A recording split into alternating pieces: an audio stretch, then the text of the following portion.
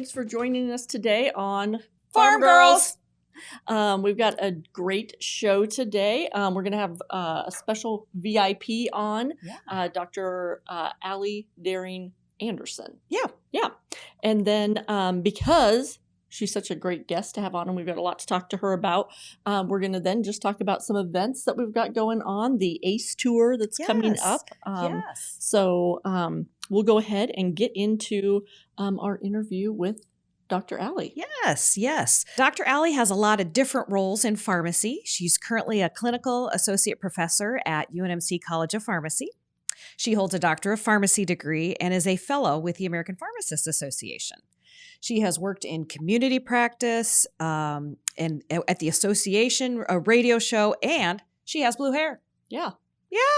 So first of all, the blue hair, which obviously I like that she has blue hair. Yeah. It looks like she just got her hair done also. Yeah. You said your hair always has blue in it, never any other color. And you lost a bet that you had to dye your hair blue years ago. But the problem was you loved it. And so you keep it that way in one form or another. So can we ask, what was the bet that you lost? Yeah. Well, it's not always easy being a Raiders fan. And one notable weekend, I thought my team ought to be winning, and they did not. And so the result of that was, oh yeah, I'll dye my hair blue. and nobody, at least of all me, expected that I would love it. And not only do I love it, but our granddaughters love it. Oh, I bet. And I think it embarrasses my children. So for me, that's like a triple win. Absolutely. And and I will always be a Raiders fan. In spite of the lost bet and the blue hair, Right. I will always be a Raiders fan. I love that. That is awesome. Yeah, that's good. It was meant to embarrass you, and yet you loved it. So that's great. That's right. And it embarrasses your kids. So That's the even best better. part. Yeah. Yeah, absolutely. So, Allie, we have a few questions for you. I know that our listeners would like to know, how did you decide, or when did you decide that you wanted to go into pharmacy? I was a sophomore at Doane. Oh. Doane is a college in Crete, Nebraska, where my daddy's drugstore was. And because of some weird scheduling, there was a semester when I could not work at Dad's store other than an occasional Saturday and an occasional Sunday morning. And I missed it. Oh. And I missed seeing the way that people looked at my dad. Oh, yeah. And I thought, it would be really cool if they would look at me like that, or if they would talk to me like that. I was actually an education major. I thought that I wanted to teach 8th grade science. Because I'm one of those folks who has no filters, and I kind of like kids who have no filters. Yep. So 8th grade science really sounded perfect, and I was working toward that degree, and I thought, doggone, I miss this pharmacy. And with the help of my advisor, we got things changed up. Nice. So, Allie, tell us about your College of Pharmacy experience. Where'd you go? And was there anything unique about your first year? Well, there is no doubt in my family where I went to pharmacy school. My dad went to the University of Nebraska. My mom's baby brother went to the University of Nebraska. Certainly, I went to the University of Nebraska. And since that time, our daughter has graduated from the College of Pharmacy at the University of Nebraska. Was there anything special about my first year? Oh, heavens, I'm not sure. If there was, I'm not convinced that I remember. But it was that last year. Right. That was earth-shattering, right? That turned us from the class of 1986 into the class that almost wasn't. there was a state budget crisis. Governor Bob Kerrey, a pharmacist, was our governor, and in an attempt to squeeze some money out of the unicameral, he threatened to close the College of Pharmacy. And that threat came right after finals, my P3 year. Oh my gosh. And so, yeah, our class, it was stressful. Interestingly, the president of the student senate, and therefore our campus's member of the Board of Regents, was a pharmacy student, classmate of mine. And it turns out that the governor had more faith in our profession, and he knew that if you pitted the senators in the unicameral, farmer against pharmacist, that they wouldn't pick, that they would say, well, we'll find money because these are the two professions that resonate with us. And it was a gutsy political move, but he made it, and so did we. And now we're in an amazing new building, and it took 30 some years to sort of get over it. But I bet. Yeah, I'm over it now. And I guess that's all that matters. Yeah. I had no idea. Yeah. Bob Kerrey was a pharmacist. Oh, yeah. You haven't heard the stories, the lore. I didn't know he was a pharmacist. Yes. Oh, yes. And he has a fabulous story.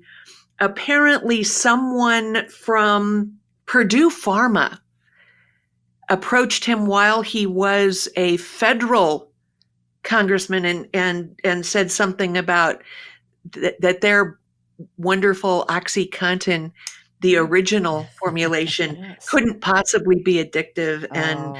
And Governor Kerrey responded to the man, look, I haven't been in a pharmacy in a while, but I can still work a mortar and pestle. And I talk about, wouldn't you love to have been a fly on the wall? Yeah. I bet this guy, because I'm certain that he didn't know that the governor was a pharmacist. And he knew when he left. I expect that it was explained to him. Yes. Oh my gosh. That's a good story. I love that. Yeah. Especially right now with Purdue. Not my story, but he tells it well. Yeah. That's awesome. Interesting. Okay, so tell us a little bit about your first pharmacy job that you had. First thing out of school, where'd you work? Oh, okay. Well, my first pharmacy job, of course, was working at Daddy's drugstore. Right. But my first job as a pharmacist, I worked for an in-house HMO pharmacy. Oh. Amy is young. She didn't have any idea what I'm talking about. I don't have any idea. I know. Thank you for saying I'm young. Back in the day, there was a health insurance theory called a health maintenance organization. And the employer, or whoever was paying for the insurance, was asked to give a set amount of money per member per month. Okay. So if you had 100 employees and it was $10 a month, you wrote the check for $1,000 a month. And the HMO, if they spent $1,001, lost $1. And if they only spent $700, they made $300, right? So the theory was, we're going to make the healthcare providers accountable for the money they choose to spend. Well, patients hated it, and big time, because they didn't understand somebody saying no, and they didn't understand having to ask permission to go see a specialist or whatever. Right. And then Helen Hunt, Greg Kinnear, Jack Nicholson, As Good as It Gets. Oh. That movie came out, and Helen Hunt has a child who needs asthma care. And at one point she says, doggone, although maybe not with those words, doggone HMOs, and everybody in the movie theater cheers. Oh. And you realize, okay, this ain't going to last very long. But that was my very first job. And it was really kind of cool. It was ambulatory care before there was such a thing. Wow. And we did some neat things. I got to work directly with a couple of physicians who I admire and have admired for 30 some years. Every once in a while, I still run into one of them. And of course, then when the HMO went bankrupt, I had to find a different job. Right. But the closing date turned out to be about 6 weeks after I delivered the babies. And so I wasn't there. I didn't have to do all of the horrible close the clinic stuff because I was at home being a new mom. And now that you say that, I think I was on an HMO with my parents' insurance. You could have been. It was HMO Nebraska here in Lincoln, right? Yeah, I think that was one of them. Yeah. The company I worked for, I mean, the whole place went bankrupt. I think they were called Maxi Care. Oh, okay. By the time we were, and I know it, I was always concerned about the fact it sounded like I worked for a feminine hygiene manufacturer. I got to admit. Yeah, later they probably thought that was a bad choice. I know. Yeah. So what other positions have you held on your way to being a professor at UNMC? Oh, my goodness. I went from the HMO situation to being a long-term care consultant. Oh, yeah. It was a cool job because the dispensing team, validating pharmacist and really talented technicians, did their part very well. And so I did the actual chart reviews and in-servicing for, at one point, 17 nursing homes. Oh my gosh. And we'd pick one up and we'd lose one and we'd whatever. But it was an awesome job. And I really enjoyed it. I worked at a small local pharmacy chain for a little bit. Mm-hmm. And then the drug use review position at the Nebraska Pharmacists Association came open. And I wanted the job, and God bless him, Bob Craig, the NPA's first DUR director, called me and said, I want you to take this job. And I love Lincoln and I love the association. And I applied for the position. And so I was at the association for 13 years. When I left, I took the vampire shift position at Walgreens. And there was a real legit reason for that. I could go to all of the kids' sporting activities and music concerts and things that I couldn't do working at the NPA. Mm-hmm. But I could go when I was working overnights. All I had to do was give up sleep. And who needs that? Well, right. For me, that seemed like a reasonable trade-off, right? When we're young, it seems okay. And I got to see soccer games and softball games and show choir routines. Oh, wow. And I wouldn't have had those chances. And then I got a phone call from Dr. Dean Collier here at the College of Pharmacy. Mm-hmm. And he said, the college is looking for somebody that knows something about community pharmacy. And I said, well, do you want my dad's number? And he was like, no, we actually wanted to talk to you. And I'm like, oh, okay. Would you come interview for this job?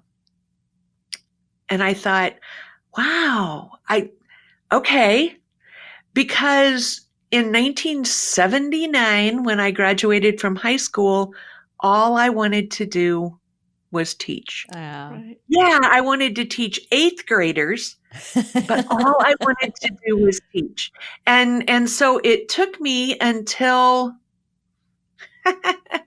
2010 to get that chance, but I got there and I am here and I love the students. I love that I get to touch their lives.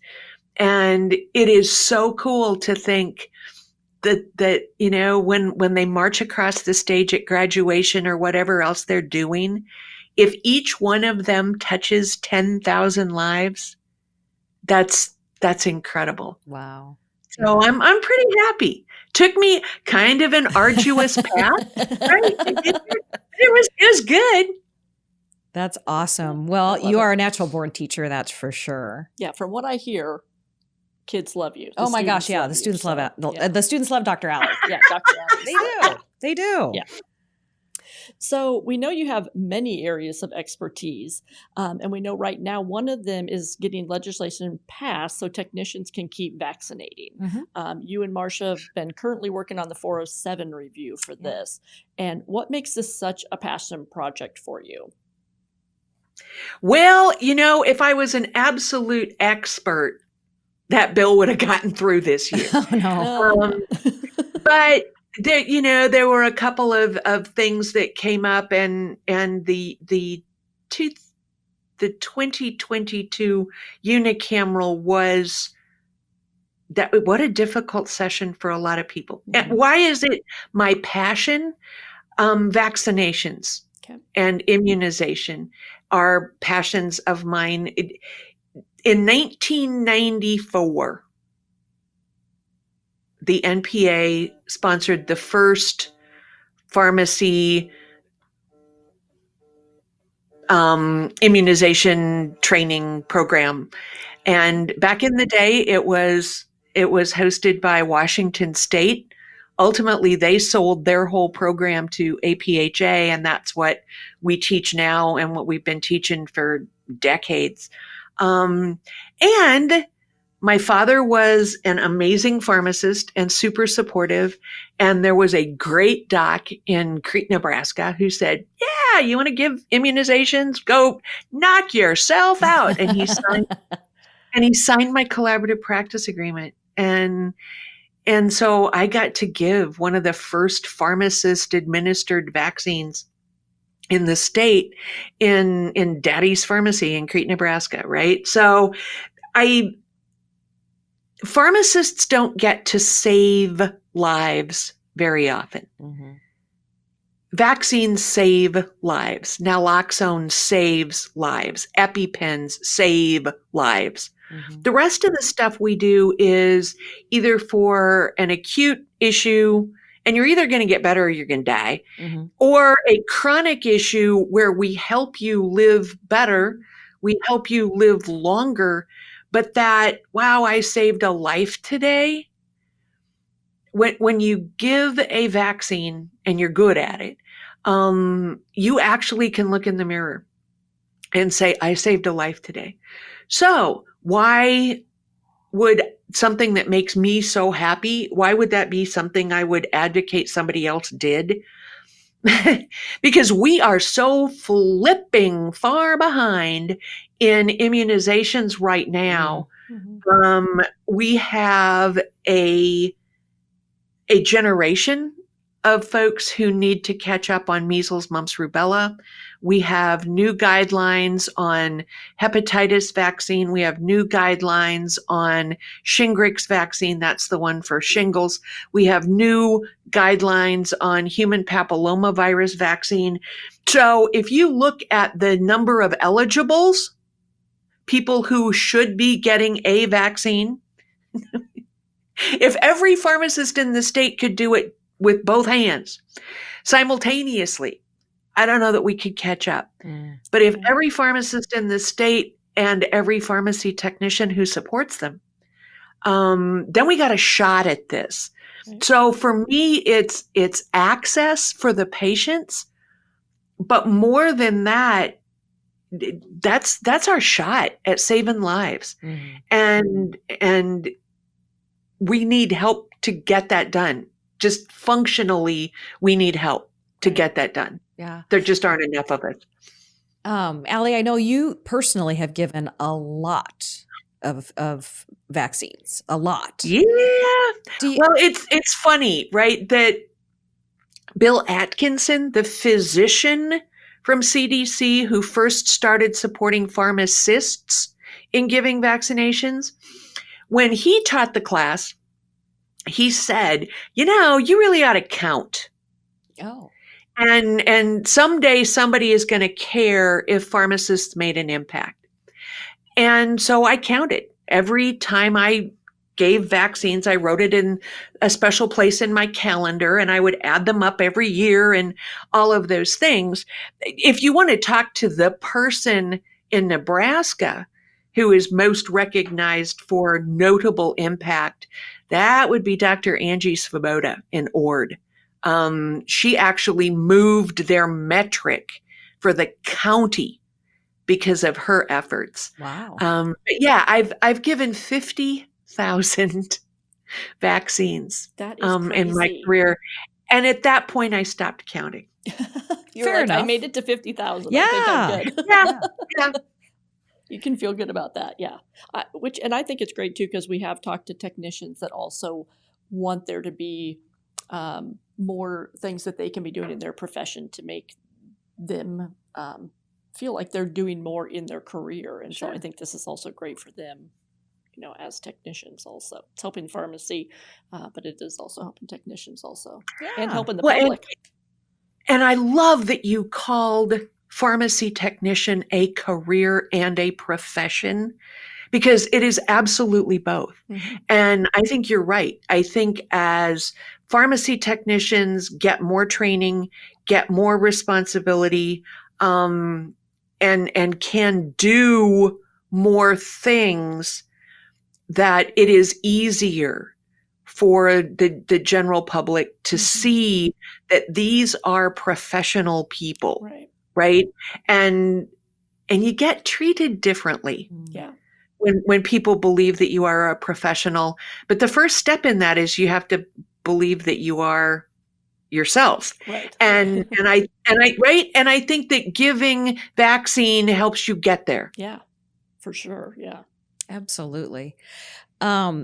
So, Allie, I don't know if you have listened to our podcast, but I've attempted to tell some pharmacy jokes, and I haven't done very well, to be honest with you. I'm hoping that maybe you have a joke that you can share with us. Okay, this is a joke that my dad told me years ago, and it is one of my favorites. And it actually has a title, right? It's the strawberry ice cream joke. Okay. A pharmacist is working on a hot Saturday afternoon in the middle of summer in rural Nebraska, where everybody involved in agribusiness is working, so nobody's in the store. And ultimately, customer wanders in and stops at the soda fountain. And the pharmacist walks up and she says, "How may I help you?" And the customer says, "I would like a gallon of ice cream, please." And the pharmacist says, "What flavor would you like?" And the customer says, "Strawberry." And the pharmacist says, "Well, that's a problem, because on Saturdays we have chocolate and vanilla." "Oh, okay. So is there anything I can help you with?" "Well, I think I just want a pint of ice cream then, please." "Oh, great. Which flavor would you like?" "Well, I would like strawberry." And the pharmacist says, "No, I'm not sure we're communicating. This is Saturday, and on Saturday we have chocolate and vanilla." And the customer says, "Oh, okay, I get it. I just want a big cone with sprinkles." And so the pharmacist very patiently says, "Which flavor would you like?" And the customer says, "Strawberry." And the pharmacist takes a deep breath and says, Let's try this differently. If you look in back of me on the wall, you will see Monday, Tuesday, Wednesday, Thursday, Friday, Saturday, and you won't see Sunday because we're closed on Sundays. But if you look under Monday, which is over my right shoulder, do you see chocolate and strawberry? And the customer says, yes. And if you look over my left shoulder and see Saturday, do you see it says chocolate and vanilla? Yes. Today is Saturday. Yes. It's not Monday. No, it's Saturday. Great. So on Saturday, we have chocolate and vanilla. How can I help you? I would like a strawberry cone. Okay, we're going to try one more thing. Look over my right shoulder. Do you see the word day in Monday? Well, yeah. Great. And under Monday, you see it says chocolate and strawberry. Yes. Wonderful. And if you look over my left shoulder, you see Saturday. That's today, right? Yes. Do you see the word sat in Saturday? Yes. Do you see the word van in vanilla? Yes. Do you see the word flip in strawberry? Well, I don't know what you're talking about. There ain't no flip in strawberry. And the pharmacist said, sir, that is what I have been trying to tell you. This is Saturday, and there ain't no flippin' strawberry. No flippin' strawberry. I love it. I love it. Oh, I like Yep. Well, since we're talking about ice cream, what is your favorite flavor? Is it flippin' strawberry? It is not. I really, really like vanilla. Oh, Okay. I know that sounds a little boring, but if I could only have one flavor of strawberry or one flavor of ice cream for the rest of my life, I would pick vanilla. If I get to complement that, right, with every once in a while, my second choice would be peach. Oh, that's But- one of mine. Yeah. Peach ice cream is only good at certain times of the year, and vanilla is good year round. So that's gonna be my choice. I love it. That's awesome. I have to ask one more question, which we don't have on. We didn't have planned. But what was the name of your dad's pharmacy? Interestingly, my dad bought a store in Crete, Nebraska. And Crete is a very Czechoslovakian community. And the store was owned by a family whose name was Hoyer. It was spelled Hojer. Oh. And when Daddy bought the store, he did not change the name. So my dad owned Hoyer Drug in Crete, Nebraska for decades. Okay. That's where he worked most of the time that I was growing up. And actually, I got to work there a little bit, never as a full-time job, but certainly I would go down and fill in on weekends and stuff. Mm-hmm. It sounds like it was a happy place for you when you mentioned it. So I just wanted Oh my to gosh, yeah. get the name. So if we're going to go off script, Yeah. Okay. Well, yeah. Allie, I want you to tell Amy what would happen if you ended up sick at school. What would your dad say? Oh, man. Okay. Dad, now remember, I love this man, and he loves me too. But we all kind of have sort of a warped sense of humor when you are a healthcare provider and a businessman simultaneously. Right. It's a talent that Daddy had that I don't have.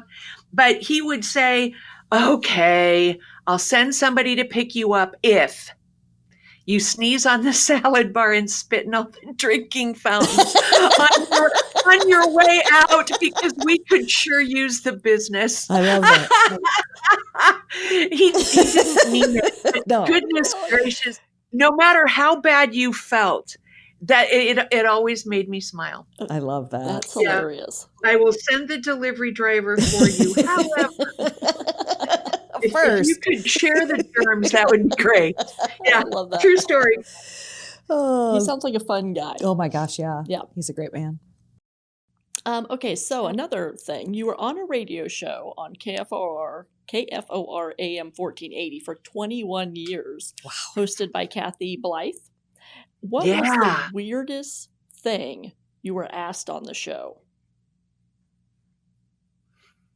I think that this is a two-way tie for first. Oh, okay. And on the off chance that Kathy is actually listening to the Pharm Girls, she's already laughing. It is super important to note that Kathy Blythe is a 2-time Marconi winner, right? That's like the Academy Awards for radio. Wow. And she won 2. And I would not have survived either of these without her, because both times she was running the control panel, which meant that she could hit my mute button. and she could, right? And she could also send us immediately to commercial. Uh-huh. And both of these times I needed that. There were a couple of things that we recommended over and over and over again. And the reality of doing Talk to Your Pharmacist on the radio is people tune in to listen, but they don't internalize the message until it applies to them. Right. And so you get to answer the same questions over and over and over. And in Nebraska, there are a couple of things that are predictable. And one of them is that in February, your feet are going to get wet, and then they're going to get cold, and then the skin on your heels is going to crack and bleed, and it's going to be miserable. Mm-hmm. And every year, somebody would call, oh, what shall we do? What shall we do? Well, my grandmother, and she was right, used Crisco, the solid white shortening, because nobody's allergic to corn, and you can rub it in completely, and it's very moisturizing and blah, blah, blah. And so we would recommend Crisco. Every year, somebody would call, we would recommend, they would say, are you kidding? Whatever. And it just, it became sort of routine. Who's going to get the Crisco call? And somebody called and said, I heard you talking about using Crisco, and I want to know if you can use that intimately. And I choked out the word no and fell to the floor, because I knew that the next noise I made was going to be a laughing snort, and I wanted to get away from the microphone. Kathy figured out what was going. I mean, immediately I'm like, no! And she knew, right, that following that, I was not going to recover. She sends us to commercial for tires or something. I don't know. And I laughed so hard. We were at 2 straight minutes of commercial before I could pull it together. And I'm like, no, this is for your feet. Do not use Crisco anywhere else. That was a classic moment. And the other one, was it was kind of like when people compare their Google search to my pharmacy degree. Yes. And my mom's that happens every once in a while. And one of the other things that we advocated for was when a patient was told they needed to take extra calcium, we advocated that they use Tums or a similar product, because the flavoring was better, the dosing was easy, and you could chew them. And a woman called and said, I wish you would figure out a cheaper way to do this. And I said, well, I don't understand. Well, you know that those Tums are packaged incorrectly. And I said, no, what we talking about? Well, I need to take 2 to get my daily dose of calcium. And you and Kathy always say that we should use the fruit flavored ones, and they are packaged incorrectly. I still am not tracking. Right. I said, okay, so what's the, well, you get to the bottom of the bottle and you have one orange, one strawberry, one lemon, and I have to throw all those away. And I said, well, you don't. And she said, well, how stupid are you? Don't you know I don't want to create a drug-to-drug interaction?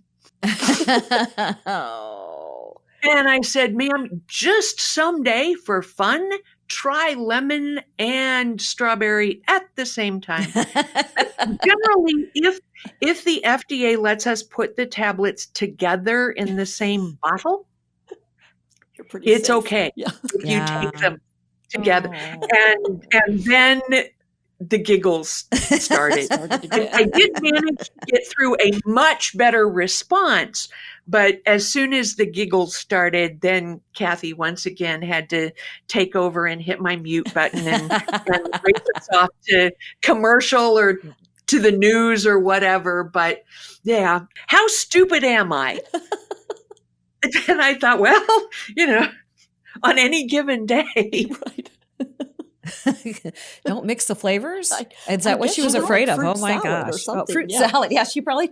Yeah, Yeah. maybe Yeah, that. there's a drug-to-drug interaction. Drug to drug. Lemon and strawberry. What are you? Those drugs don't mix. Evidently Yeah. not. I was throwing them away. That's the part that whatever. That's yeah. a lot of work too, to try to find the two Tums that match each time. Right. She Well, had to yeah, dump out you the have whole to thing. pour out half the bottle, Yeah. right? Or Right. just get the peppermint ones at that point. Just go for one flavor and call it good. Yeah. Oh my gosh. So we know that you worked overnight. You told us that you worked overnight at Walgreens and you saw some very interesting things as a vampire pharmacist. So tell us, what was the weirdest thing? Well, I suspect that everybody who's ever worked in a community pharmacy with a drive-up window will have some similar stories. But for those of you who have never had that experience, I can see into your car. Just thought you'd like to know. So perhaps getting dressed is a good choice. Putting on anything is a good choice. Sure. Yeah. Wow. And yeah. Oh. And it was just never the people you wished it was. Yeah, it's never the right was people. sort It's of like a nude beach. it was It's never the people you want to it be was on the right. beach. It was sort of unpleasant. Yeah. But I also had some favorites, right? We had a cab driver who donated some time and had some sponsorship to help people who had real transportation challenges. And he would pick them up at the emergency room or wherever and bring them to the pharmacy. And he was very gracious, and he would pull through drive-through because the customer, Right. the patient for me, the customer for him was in the back seat. Right. And so if you put the back window by the drive-up window, we could talk to each other. Right. And he knew that. Oh. And he was wonderful. And we had a sweet man who would call, never plan ahead, but would call and ask for a refill on his sildenafil. And he would come through drive-through and he would say, you don't need to put that in a bag. You don't need to put that in a bottle. Just give it to me with a glass of water. and we would always, me and my overnight technician would always say, here you are. And gosh, we sure hope she's awake when you get home. But he was just charming, and truly, that's what he wanted. He wanted his tablet dispensed in a vial with no lid and a glass of water, and we found a way to take care of him. I love it. Oh, me too. Yeah. That's awesome. Well, we did too, actually. Yes. Yeah. I think that would be the fun part, and that's with any job when you're interacting with patients or customers. Yeah. You get your favorites and you get the people that you love seeing all the time. So. Yes, absolutely. Okay, we're going to play a game. Yes, we are. We're You gonna ready? Ooh, okay. Name that drug. Yeah. Okay. Okay. Oh, now, ladies, you know that I am the law geek, right? Yes, that's why. Okay. Blame Marsha. These questions are easy. You're going to know these but there's some Oh, yeah. fun trivia. So what I'm going to Okay. do, Allie, is I'm going to give you some little tidbits of information about each drug. And when you know it, just, shout it out. Okay.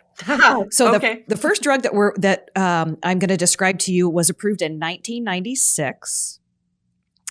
It became the best-selling drug in all of history before it lost its patent in 2012. It is made by Pfizer, and it has a connection to type 2 diabetes as well as serious muscle damage and liver and kidney damage. Was discovered post. How about Lipitor? Lipitor, that's exactly right. That's right. The name is. I didn't get there until muscle damage. Yeah, I gotta tell you.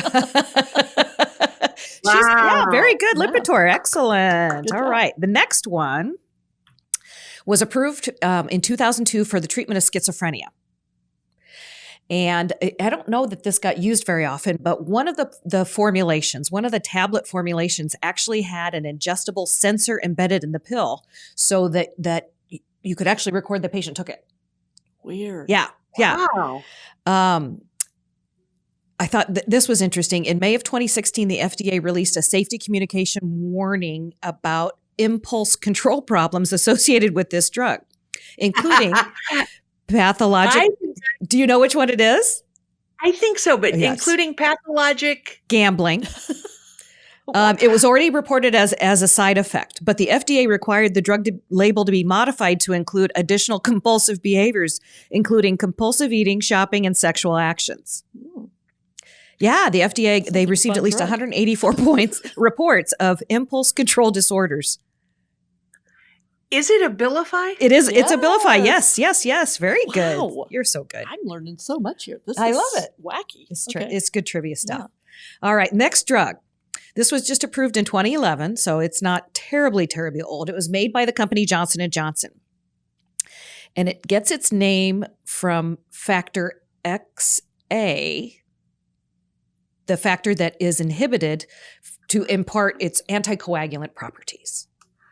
Oh man, please do not tell Paul Dobish that I don't have the answer yet. He will, honestly, it's a DOAC. Yes. Oh shoot. Um, I love the generic name of this drug because I don't even know how to pronounce it sounds like River Rocks. Oh, River yeah. Rocks. enoxaparin? No, it's Rivaroxaban. Rivaroxaban. Rivaroxaban. Yes, How about yes. Xarelto? Yes. XA. Ding, ding, ding, ding, ding. Atta Very. girl. Oh, thank you for the River Rocks. I appreciate that. Hey, that helped more than you can imagine. Okay, so our next drug is a really old drug. It was approved in 1987 for dissolution of gallstones. 1987? 1987. Okay, well, that's not really old. That one was after I graduated too. Seriously, the students up here laugh when I say, well, if I passed my boards, and they're like, well, of course you did. There were only 8 drugs then. So maybe you'll find one that was actually old enough to be on my boards. Okay, go. Right, I'm ready. right. Okay. It was approved for dissolution of gallstones, and it's named from urso or bear, as bear bile is the source of the drug. Okay, so now wait. Premarin is pregnant mare urine. Right. Yeah. So that was horses. This is a bear? Bear bile. Bile. Oh, Bear man. bile. Yeah. Oh, man. And the urso. yeah. Ursodiol. Yes. That's right. Woohoo. All right. The last one. I just love this. It's also an old drug. It was approved in 1964. Woohoo! Yes. It's one of the 8 drugs that were on my board. That's right. I love it because the brand name of the drug refers to lasts 6 hours, used for edema and high blood pressure. My dad is Lasts allergic to for this drug. 6 Yep. Amy's dad is allergic. We'll make sure he doesn't get any of that. hours? Last 6 hours. God, is that what Lasix means? Yes, yes. Can you believe that? I didn't know I that. didn't know that. I didn't either. Yeah. I didn't either. When we're going through my Premarin, I think is my favorite brand name because it's just so descriptive. Yes. And there is something about the generic name of Cialis. I mean, can't you just see somebody in the lab going, I've got an idea. Let's call it Lafil. And you're like, really? I mean, really? They were born And that that's day. what they did. That just makes me laugh. It just makes me laugh. I love stories about how drugs get their name. Yeah. I they're love kinda that. weird. Oh, yeah. And I didn't even think about ursodiol. I mean, I vaguely remember the constellations, but Right? Yeah. bear bile. Bear bile. Huh. Yeah, like what Great does question. bear bile have Yeah. in it that Helps you digest cholesterol. and who figured that out? I don't want to Yeah, be the I don't- person. yeah. Just happen to have some bear bile laying around and Oh, here, take this and see. Let's see what happens. Let's see what happens. Yeah. Well, Dr. Allie, it has been a pleasure to have you on the Pharm Pharm Girls Girls. on our podcast and to hear a bit of your story. You've had a magnificent career so Yes. far and continue to do good things for patients and students, and we are grateful for you. And I love your and passion. It's so fun. So fun to join you and thank you for representing pharmacists and pharmacy technicians and our pharmacist interns. The NPA is really, really important. And I just want you to know you're appreciated. Well, thank thank you. Allie has supported the Nebraska Pharmacists Association in so many, many ways, offering her expertise with legislation and helping with continuing education and on and on and on. And Allie never says no when I ask her. Never says no. I don't think it's in her vocabulary. It might not be. Yeah. I don't think it is. So we're grateful for you, Allie. Thank you so much. It was great to see you, and we'll be talking to you soon, I'm sure. Okay. Have a great day. Okay, You too. Thanks, Allie. So, Amy, what is coming up? I'm Yes. getting kind of excited about this. Yes. We're going to hit the road. We're hitting the road. Yes. We're going to do the ACE Tour, which ACE. is Advocate, Connect, and Educate. Yeah. We're going to go on the road. We're going to be coming to some different areas of Nebraska. We're also going to be doing lots of pharmacy visits along the way. So Yes. we can't wait to see everybody. We started some of those back recently, and it's Yeah. great to be able to get to see people in person. Yep. And so we're going to be doing a tour that we're going to be hitting some cities, like we said, and we're going to be doing that with Otsuka? Otska. Otska. Okay. Yes. So they're going to be presenting some things to us. What are Yeah. they going to be sharing with us? They have some really, really cool learning opportunities for healthcare professionals in an online bank of information for not only psychiatric information and as well as stuff on nephrology. So, Okay. but they're going to bring some speakers. They're going to pay for dinner, and we're going to spend some time with people across the state with our ACE tour. Yeah. We're very excited because we're going to start on June 14th, and we'll be in Scottsbluff. June 28th, we'll be in North Platte. On July 12th, we'll be in Hastings. We'll be in Lincoln on July 19th. On July 26th, we'll be in Norfolk, and we'll be in Omaha on August 9th. And all the details are going to be on our website. Yeah. So people need to register in advance. Yes. Yes. Yep. These will be a limited amount of people that can go to each of the ones. It kind of depends on where we're having it at. But Right. It's going to be a great meal. Yeah. There's going to be great networking and great topics, and we're going to be there to meet and greet everybody. Yeah. And give away some swag. Yes. Yeah, we love And to give stuff away. Yeah, and then we'll have some good education on either psychiatric or renal issue or renal disease. So it's going to be great. We're looking forward to getting back out there and seeing you where you're at. Yes. Yeah.